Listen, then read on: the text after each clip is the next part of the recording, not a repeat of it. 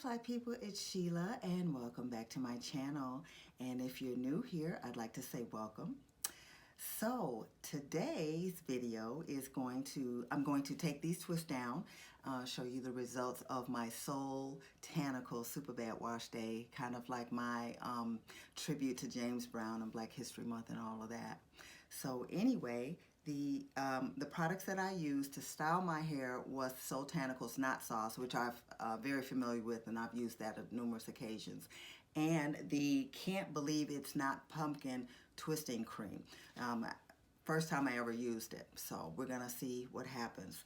Now I'm gonna put some oil in my hair. I don't have any oil from Soultanicals, so I'm gonna use the Castor Moringa Softening Serum by Comet Biologics. This is a nice oil. Put some on my hands. Do a little rub down. So anyway, I want to talk a little bit about what happened on Super Bowl Sunday, because I was really annoyed. I was very annoyed. I am a big football fan, have been for years, although I have to say the last few years I haven't really gotten into the game the way that I used to, and I'll tell you why in a minute. So I am watching some of the pregame segments before the game starts, and there are two videos that show one from Viola Davis and Roy Wood, and I just got so ticked off because in those videos they had images of Colin Kaepernick, as if the NFL had done this great thing, you know, standing up for racial justice, you know, and that they're fighting racial justice and they're, you know, making strides with black players, especially in the quarterback position, because that was the segment that Roy Wood talked about. And it just pissed me off because I'm like, you drubbed this man out of the league. You basically said that he disrespected the flag, disrespected veterans, disrespected, you know, the country, because he knelt in protest for racial equality for black people who are getting killed in the streets every other day. And, you know, like so many this past summer after the murder of George Floyd and Breonna Taylor and Ahmaud Arbery, you know, when the Black Lives Matter, sorry, I can't talk, protest really took root this summer, and people were marching, people of all races, thank you. All of a sudden, everybody wants to jump on the Black Lives Matter bandwagon. And of course, you know, the NFL, being opportunistic as they usually are, jumped on that bandwagon. And then we get the video from Roger Goodell talking about how they were wrong, you know, about Colin Kaepernick. Yet I never heard anybody apologize to Colin Kaepernick.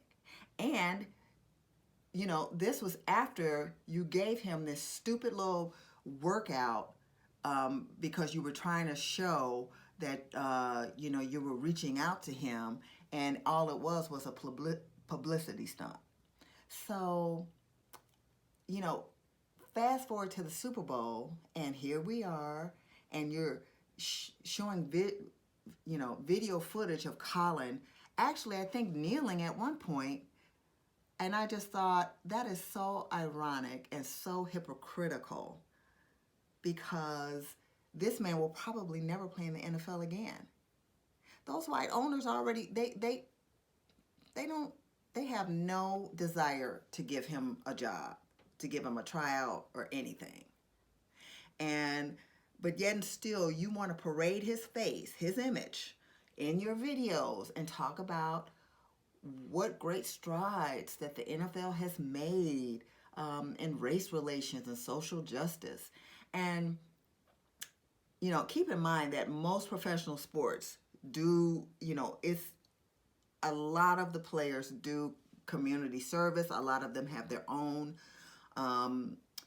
nonprofit foundations where they raise money and, you know, do all kinds of things, youth groups and work with young people and things like that.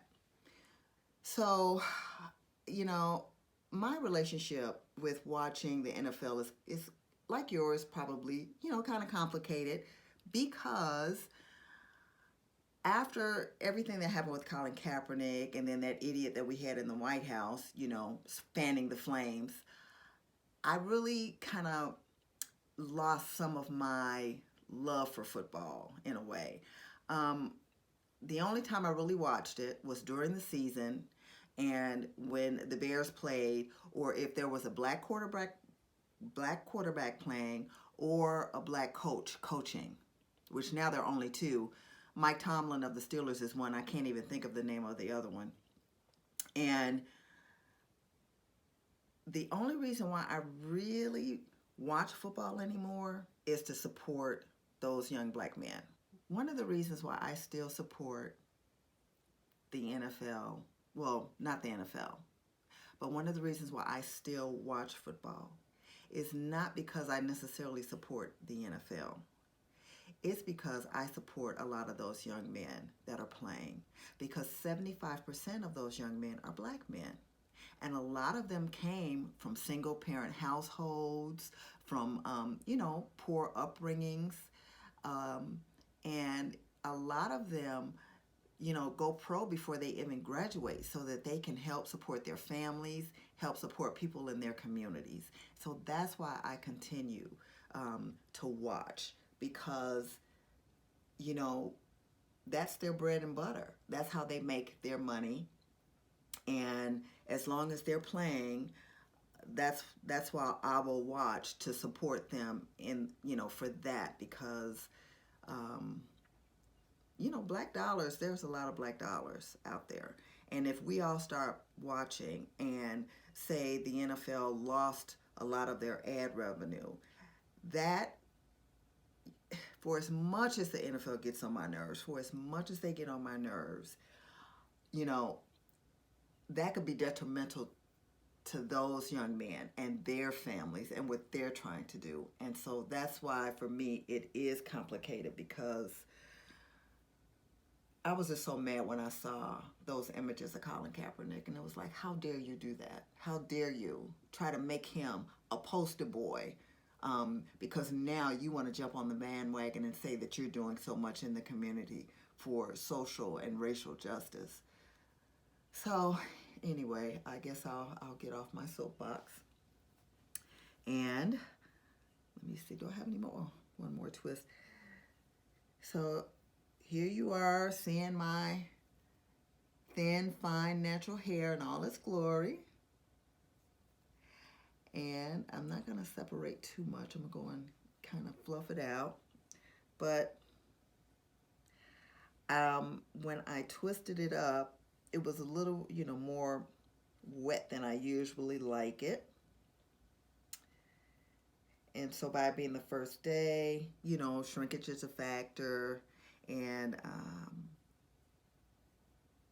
so it probably won't have as much volume.